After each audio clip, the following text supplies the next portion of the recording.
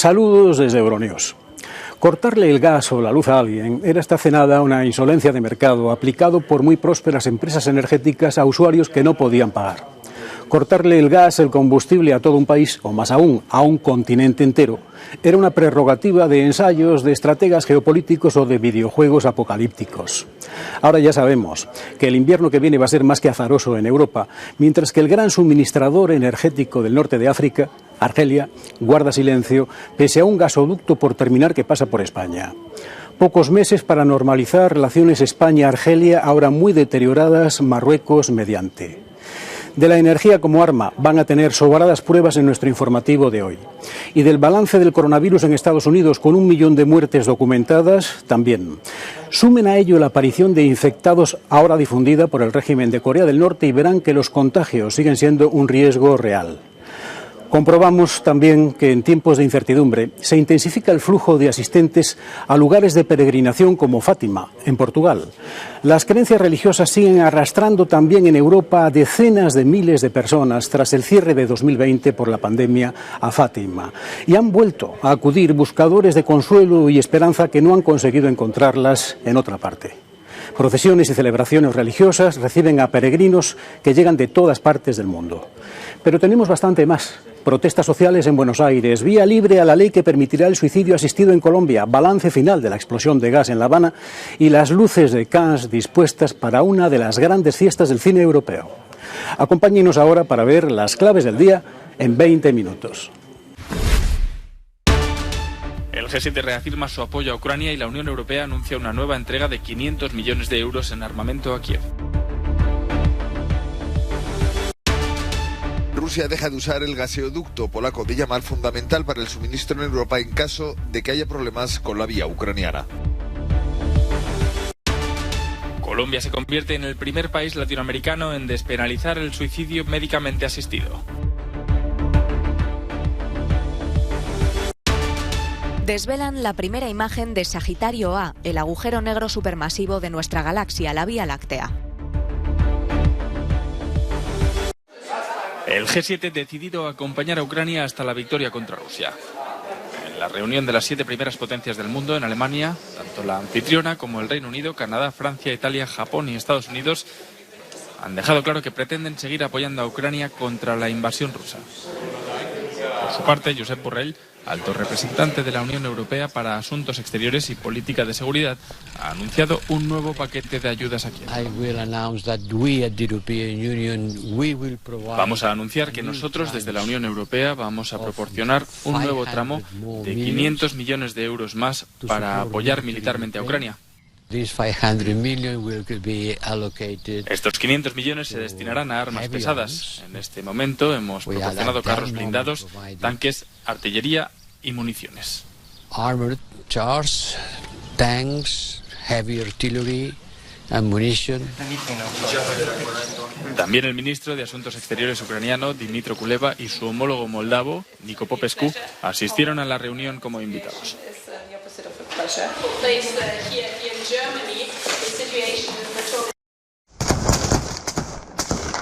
Los combatientes de la acería de Azovstal han publicado este vídeo que, según ellos, muestra los intensos combates que siguen librándose en el último reducto ucraniano de la ciudad de Mariupol.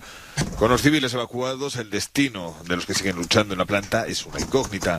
Se cree que hay varios centenares de soldados ucranianos heridos y sin suministros médicos que siguen escondidos.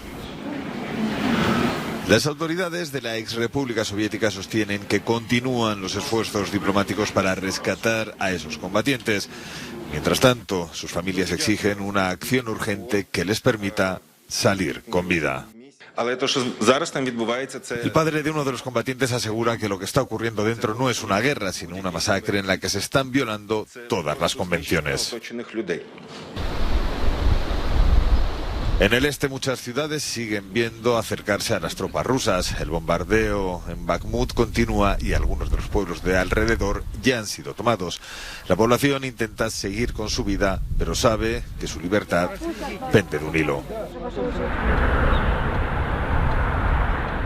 Mientras los rusos anuncian sus discretos y constantes avances en territorio ucraniano. La situación sigue siendo complicada para los niños. Sin embargo, a pesar de los continuos bombardeos rusos, los ucranianos organizan clases para sus hijos mientras las escuelas permanecen cerradas o son destruidas. Pero con las dificultades psicológicas de la guerra y el acceso limitado a Internet es un reto para los estudiantes seguir el ritmo de aprendizaje.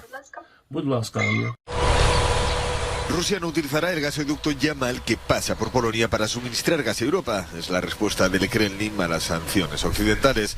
Se cierra así otra vía de suministro para Europa, fundamental en caso de que haya problemas por la vía ucraniana, por lo que los precios del gas suben cada semana. Hace 2 semanas Rusia cortó unilateralmente el suministro de gas a Polonia y Bulgaria, por lo que ambos países están trabajando para encontrar suministros alternativos. Alemania, afectada por el corte de Yamal, condena la última acción de Moscú. En general, hay que decirlo, la situación está empeorando hasta el punto de que los anuncios del uso del gas y el petróleo como armas se están haciendo realidad en varios lugares. Polonia ya denunció que el corte de Rusia era un incumplimiento de contrato. Ahora Gazprom acusa a los países europeos de incumplir sus acuerdos al impedirle explotar oleoductos o empresas en las que tiene acciones. El nuevo paquete de sanciones también impide atracar en puertos rusos a barcos de las empresas afectadas. No es la guerra, dice Putin, son las sanciones. El presidente ruso Vladimir Putin acusa a Occidente de haber provocado el terremoto inflacionista que sacude el planeta y que se disparen los precios de combustibles y alimentos básicos. En un discurso lleno de reproches y quejas, Putin asegura que Occidente actuó de forma egoísta. Subrayo que la culpa de todo esto la tienen las élites de los países occidentales, que están dispuestas a sacrificar al resto del mundo para mantener su dominio global. Putin añadió que lo que llamó rusofobia de Occidente perjudica más a los propios intereses nacionales occidentales y a sus economías. Putin asegura que se extenderá una hambruna por todo el mundo, mientras que Rusia espera una cosecha récord. Se espera una buena cosecha este año. La cosecha de cereales puede alcanzar los 130 millones de toneladas, de las cuales 87 serán de trigo. Si esto sucede, y contamos con ello, se convertirá en un récord en toda la historia de Rusia. Mientras tanto, la Unión Europea y Japón han escenificado en Tokio su unidad contra la invasión de Ucrania y se han comprometido a seguir aplicando fuertes sanciones. La presidenta de la Comisión Europea alertó sobre una preocupante conexión entre Rusia y China. Y todo ello me lleva a Rusia. Es hoy la amenaza más directa para el orden mundial por la guerra bárbara contra Ucrania y su preocupante pacto con China, y que lleva a nuevas y muy arbitrarias relaciones internacionales.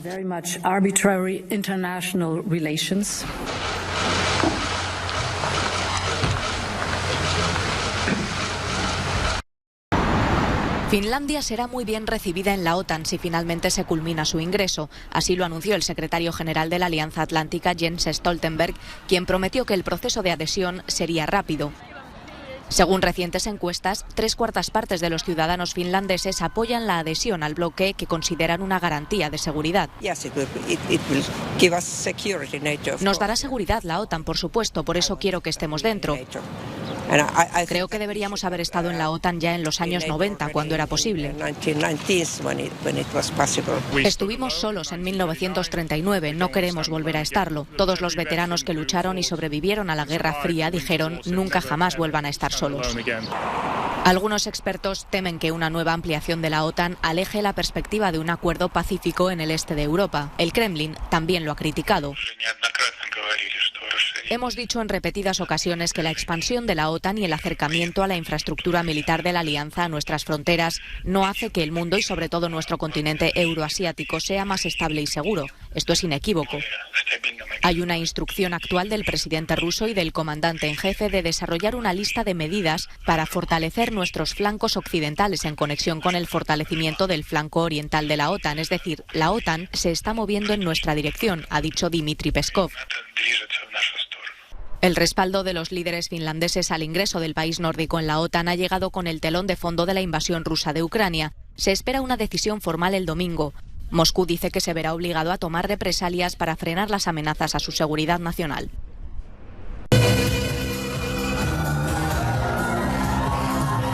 El grupo feminista ruso Pussy Riot inició el jueves por la noche su gira europea en Berlín, llamada Pussy Riot Anti-War Tour. Las Pussy Riot son conocidas por sus fuertes críticas al Kremlin. María Aliokina, miembro de la banda, estuvo bajo arresto domiciliario en Rusia por un post de Instagram en favor del opositor Alexei Navalny. Esta semana, Aliokina consiguió escapar con la ayuda de unos amigos. La activista se disfrazó de repartidora de comida y dejó su teléfono en el piso. La frontera entre Bielorrusia y Lituania fue complicada, pero al final consiguió cruzar. La gira de 19 fechas incluye también actuaciones en los Países Bajos, España y Portugal.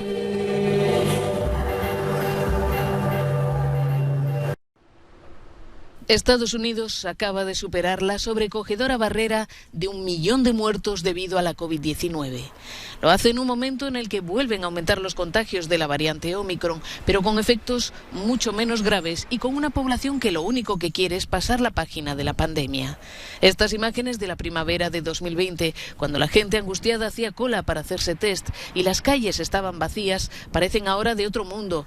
Nueva York, por ejemplo, vuelve a ser un hervidero de turistas, con las tiendas llenas, al igual que los teatros.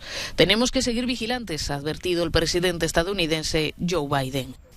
La simbólica cifra sitúa a Estados Unidos como el país con más muertos por coronavirus de todo el mundo, por delante de Brasil, la India y Rusia.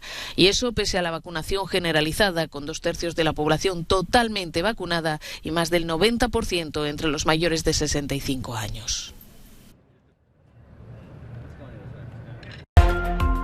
Pyongyang reconoce 6 muertes por COVID-19 y miles de infectados. El régimen norcoreano reportaba este jueves sus primeros casos de coronavirus desde que empezó la pandemia. La situación preocupa ya que Corea del Norte ni ha vacunado ni tiene un plan de vacunación y ha rechazado la donación de casi 5 millones de dosis por parte del mecanismo COVAX. Contra el hambre y la pobreza, miles de argentinos protestaron en Buenos Aires en la tercera jornada de movilización para denunciar el ajuste del gobierno, las patronales y el FMI. El costo de la vida en Argentina aumentó un 6% en abril y acumula este año un alza superior al 23%, uno de los índices más altos del mundo. La inflación alcanzó el 58%. Finalizan las tareas de rescate y Cuba decreta 42 horas de luto por las víctimas del Hotel Saratoga de La Habana. En total, 45 personas han muerto por la explosión de gas que se produjo en el lugar el pasado viernes. Entre las víctimas, 4 menores y una embarazada. Además, hay 54 heridos, 2 de ellos en estado crítico. En la búsqueda de víctimas, a partir de la estadística que se tenía, sí, la información, pues de esta forma nosotros concluimos esta actividad. El suceso provocó además importantes daños materiales en la principal iglesia baptista de la isla, situada al lado del hotel. La cúpula del siglo XIX está destrozada, las ventanas reventaron y algunos pisos superiores se han derrumbado. Se nos garantizó que se iba a facilitar el proceso de importación de recursos para reconstruir. Todavía no sabemos exactamente la magnitud del daño. Los miembros de la iglesia están acudiendo actualmente a otras congregaciones. Colombia se convirtió este jueves en el primer país latinoamericano en permitir el suicidio con supervisión médica. La Corte Constitucional dictaminó con 6 votos a favor y 3 en contra que un médico puede ayudar a un paciente gravemente enfermo a quitarse la vida. Lo hizo tras estudiar la demanda presentada por el Laboratorio de Derechos Económicos, Sociales y Culturales. Una decisión celebrada por otras organizaciones. La asistencia al suicidio no va a ser un delito si el acto es realizado por un médico. Entonces, al igual que la eutanasia, queda siendo un acto exclusivamente médico. A diferencia de la eutanasia, en la que es el médico quien causa la muerte al paciente, en el suicidio asistido se dan los medios para que sea el propio paciente quien dé el paso. Hasta el momento las penas por ayudar al suicidio iban de 32 a 108 meses de cárcel. Para muchos se trata de un avance en derechos. Sobre todo que le está mandando un mensaje a la sociedad. Ese mensaje a la sociedad es que las personas tenemos derecho también a escoger y a elegir en un momento dado cómo y en qué momento debemos morir. Aunque hay quien ve en la decisión un error. Pertenecemos en este caso a una creación divina de Dios, donde Él estipula el momento en que llegamos y también estipula el momento en que nos vamos. Colombia también fue el primer país de Latinoamérica en despenalizar la eutanasia y es uno de los pocos del mundo donde es legal.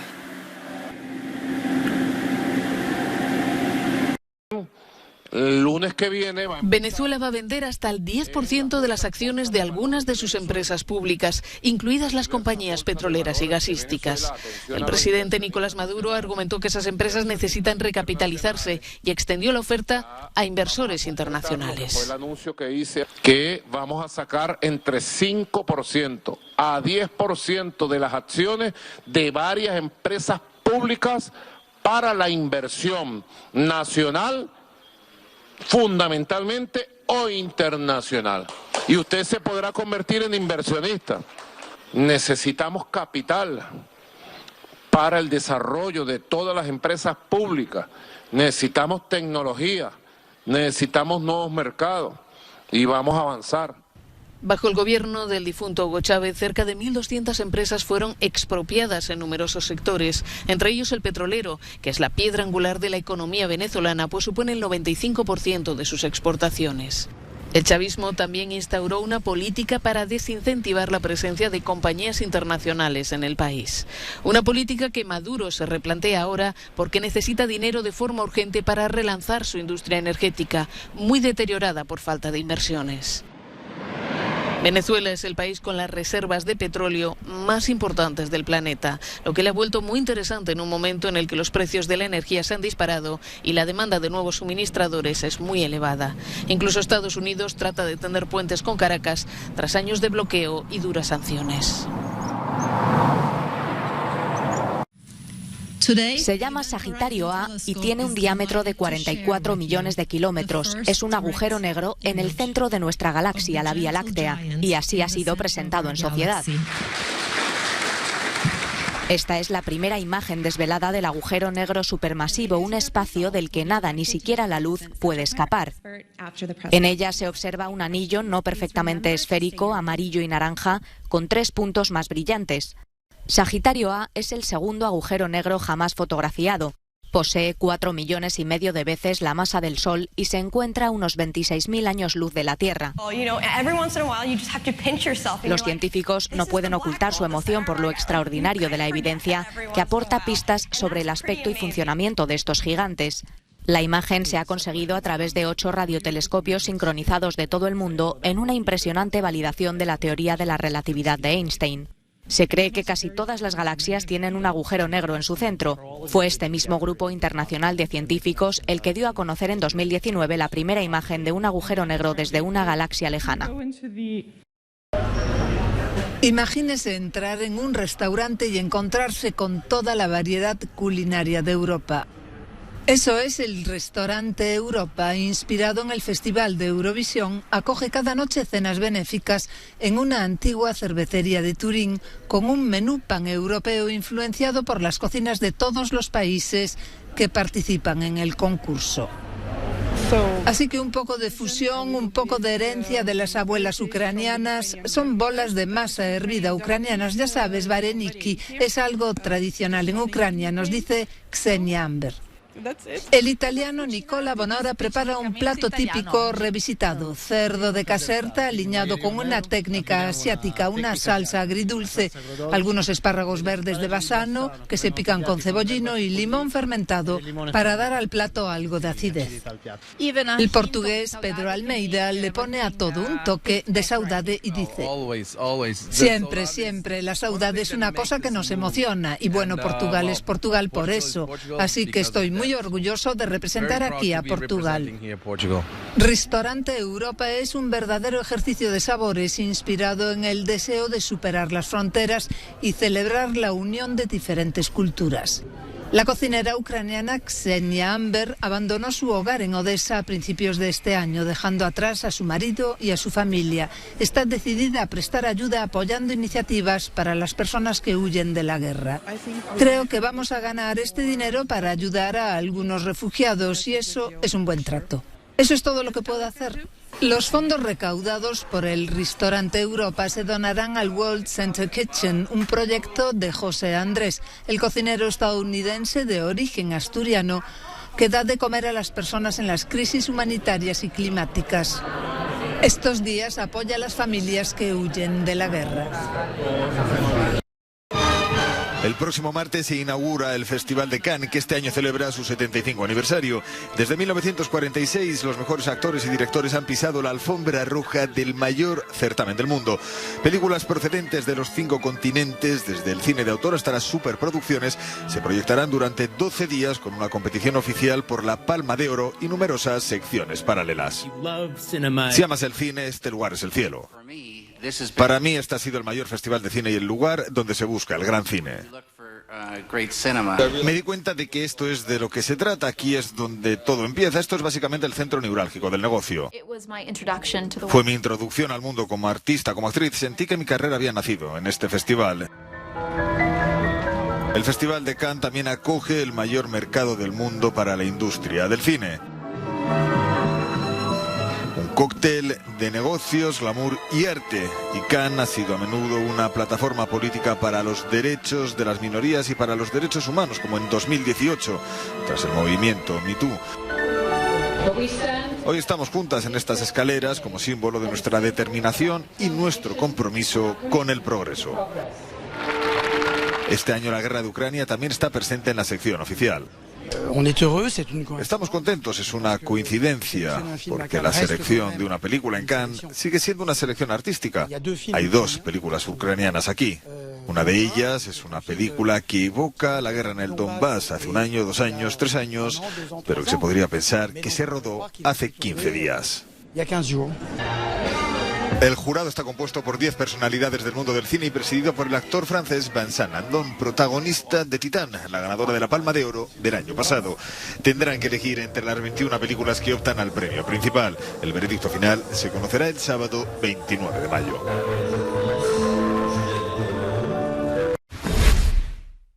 Estamos a punto de terminar nuestro informativo.